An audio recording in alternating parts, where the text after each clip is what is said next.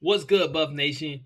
It's GoGo Colorado, and I'm your host, Marlon West, a proud graduate from Howard University, the birthplace of the GoGo offense. So, of course, I'm a Coach Marion fan, and most of all, I'm a Coach Deion Sanders fan.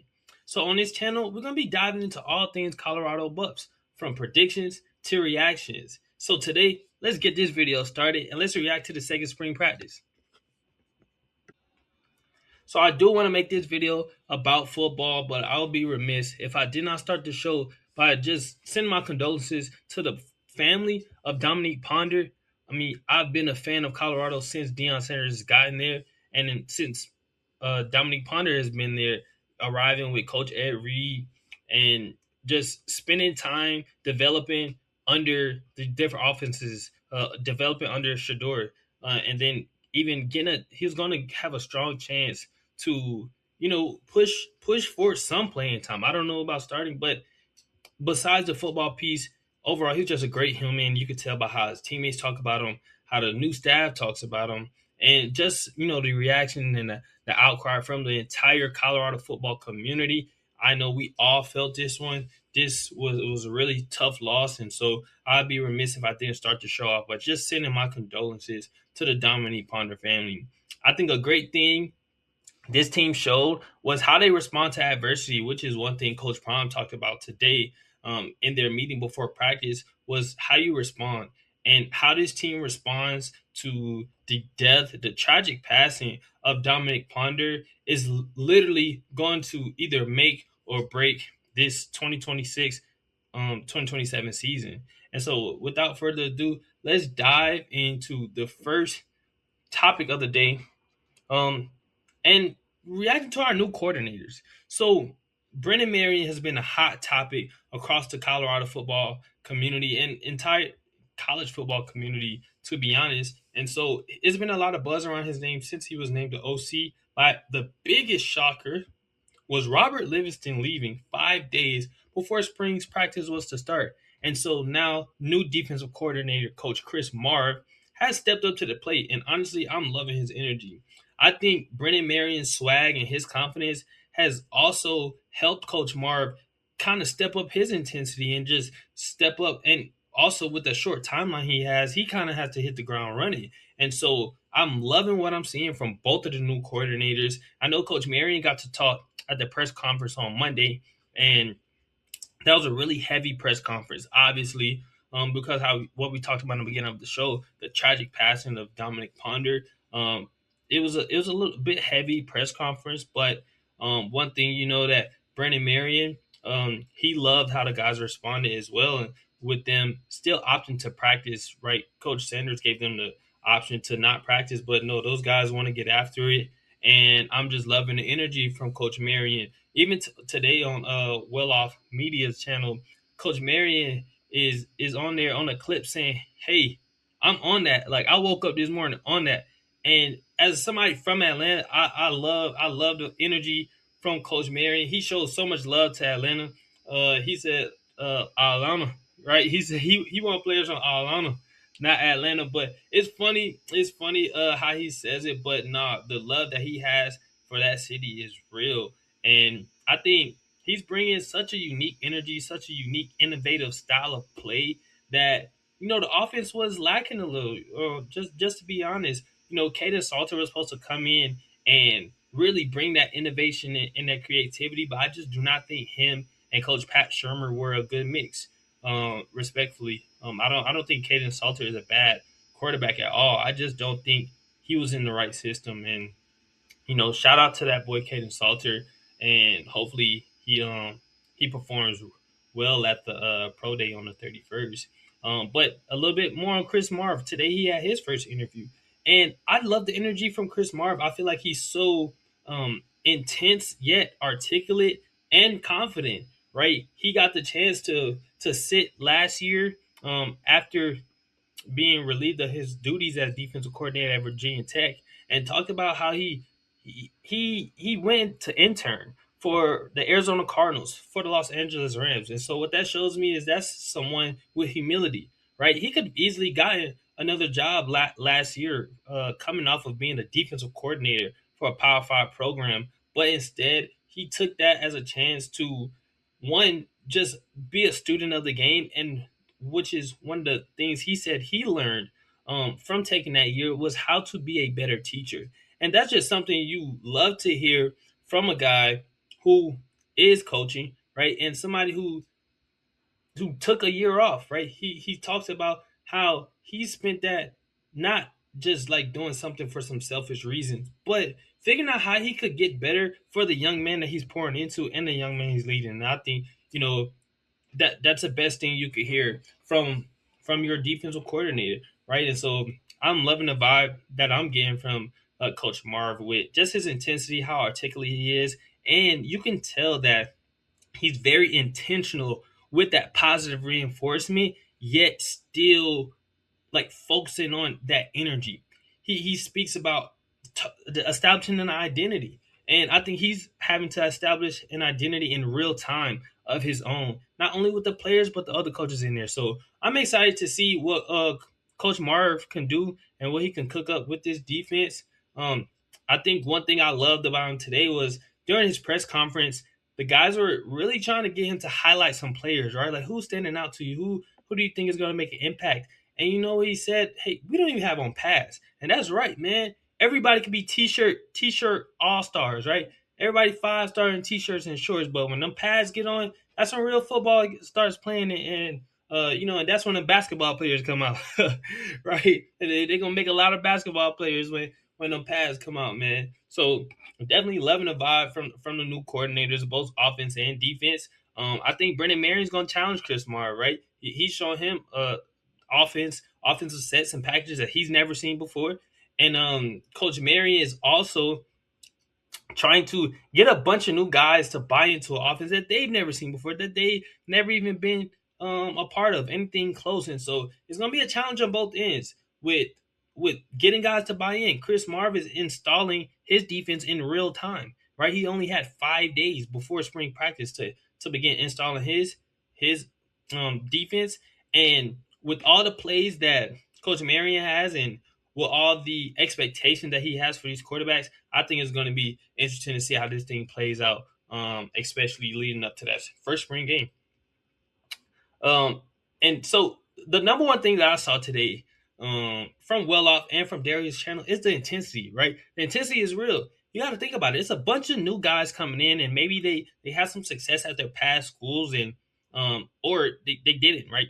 They either had a lot of success or they didn't really get any playing time. When you think about some of the young corners like Jason Stokes and Creed Thomas, but Creed Thomas been showing up on tape, man. He been showing up on film, getting 2 interceptions in back-to-back practices. That boy is really like that. And not only is he out there making plays, he's getting scrappy too, right? You can see that he getting in there with Hakeem Williams, and them boys is throwing real punches now. Like obviously they got on helmets too, so you can be a little bit bolder, and you got a helmet on, but he got his helmet knocked off. So that boy Hakeem not playing either. And so I'm excited to see that intensity brewing, right? Because honestly, if you ever play sports, you know that is what bonding looks like when you're playing a violent sport, right? Yeah, they're fighting, but you got to think about it, they're on the same team, right? But they both letting each other know that they're not backing down, and that's what you got to love about that. But yeah, that boy Creed Thomas, he not just out there talking smack and getting scrappy, but he out there making plays and backing it up too. So you gotta love the intensity that you're seeing, and I think with that, it's also some interesting defensive position battles going on. Who's going to be your starting corners? Creed Thomas has, like I said, been showing up on tape. R.J. Johnson has not been showing up on tape. He is one of the captains for I want to say the black team, but he is not showing up on tape. He didn't really show up on tape last year either, right? I know he sat out most of the year being injured, but I don't know about RJ, man. Obviously you as a fan you want to see all the players do good and all of them have great seasons, and RJ is one of them, man. I really hope he starts to stand out. Obviously he's a leader because he's been here longer than most of the guys out there, but hey, man, that them boys coming to make plays, they come with intensity and they got something to prove. So RJ, one thing I just hope he don't let nobody take no food off his plate, man. I hope he's out there with that starting cornerback come week 1 versus Georgia Tech. But outside of that, right? You got some young guys making plays. Mo Williams from New Orleans, from Carr High School, right? If you know some Carr, that's some good football. And I think Leonard Fournette actually graduated from that same high school in New Orleans. And so you got young guys making plays at cornerback, right? Haven't really seen RJ Johnson, but all you could do is just wish that he's gonna turn it on, right? Like what I said, pads haven't come on yet, so real football hasn't been played. Everybody could make plays in t-shirts and shorts. So Friday is really gonna be interesting. So it's also a position battle at safety, right? I think today, you see Jaja Boyd making plays, right? Transfer from Indiana. He's rocking number 15. You see Jaden Hardy on the field a lot. You see Coach Prime coaching him up a lot. So that I wouldn't make too much of that just because it's like I said earlier, they're installing a new defense, right? They're still getting to learn each other, and they're also going against the offense they've never seen before. So I think the defense has been holding up pretty good due to the fact that they've never seen anything like the go-go offense. But you see Jaden Hardy around the ball. That's great to see. I saw Nathan Mitchell that first practice, but I didn't see much of him today. But honestly, from all the videos from the spring workouts, even to that first practice, I could tell that boy Nathan Mitchell has a motor on him, man. And what that means is you don't have to have all the talent, but if you can get around the ball every play and you're around the ball, good things happen when you fly to the ball. So look out for Nathan Mitchell to make a real impact at safety and make a push to be that starting safety as well. You got some big SEC guys in Randall Fontenette and Jaden Hardy coming from Vanderbilt and Oklahoma. But that boy Nathan Mitchell got something to say, as well as that boy Jaja Boyd. So there's some other interesting position battles that we have brewing on the defensive side and on the offensive side. One fun position battle to look at is running back, right? So I know they got the 5-star running back Richard Young from Alabama, but and I think he really stood out at first, like in terms of just size and just like pedigree coming from Alabama, right? The you could just you thought you could just pin his name in as RB1, but that boy Trackhawk, the Kayla Taylor, got something to say.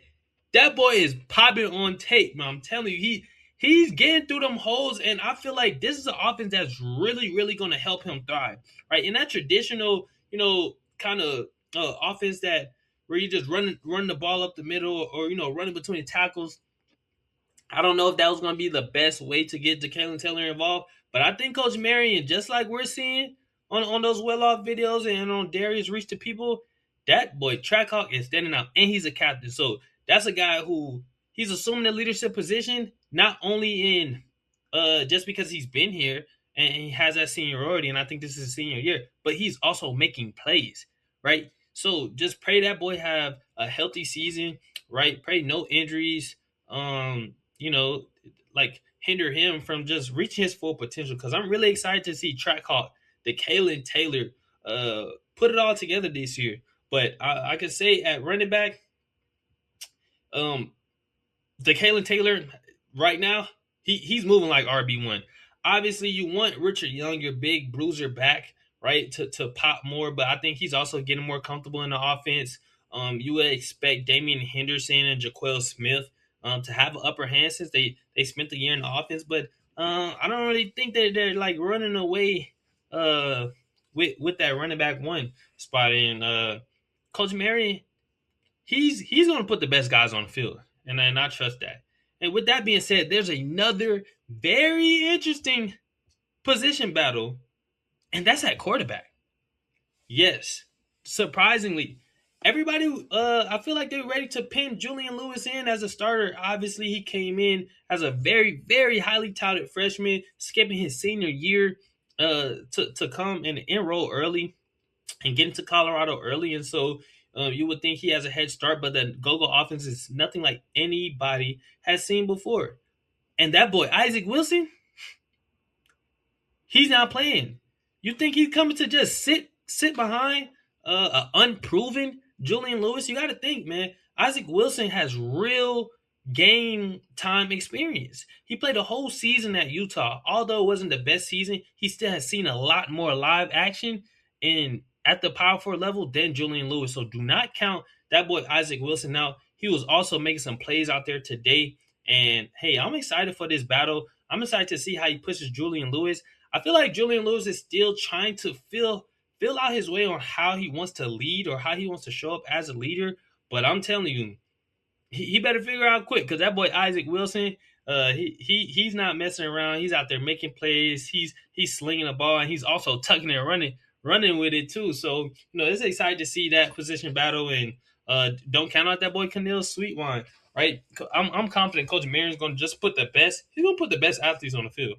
The best athletes going to play, even if that's two quarterbacks at a time. I'm telling you, Coach Marion, he's not afraid to get tricky with his offense. And so, man, that's just exciting to see. That's an interesting position battle to watch. And one honorable mention, that boy Caleb Mathis. That boy got something to say for that slot receiver position. He was out there making plays. I think he had the most catches in practice today. If I'm not mistaken, he had about 5 catches and a touchdown. The only touchdown of the day. Caleb Mathis had it. So, hey, do not count that boy out, man. He has something to say as well. So that's all I have for today. Next week we'll be previewing what my predictions for the starting lineup on offense and defense. I'm with Coach Marv. I'm not pinning nobody in until we get them pads on. So look for my way too early prediction of starters for offense and defense next week. But I need to see them put them pads on, and I need to see right who's their football players and who's your basketball player. Like we gonna get some guys up out of there. It's gonna be some surprises now too. So definitely stay tuned. This is our first video on GoGo Colorado. But listen, it's all gas, no brakes. You already know. Look at us for hot takes, predictions, and reaction. It's GoGo Colorado. I'll see you next time.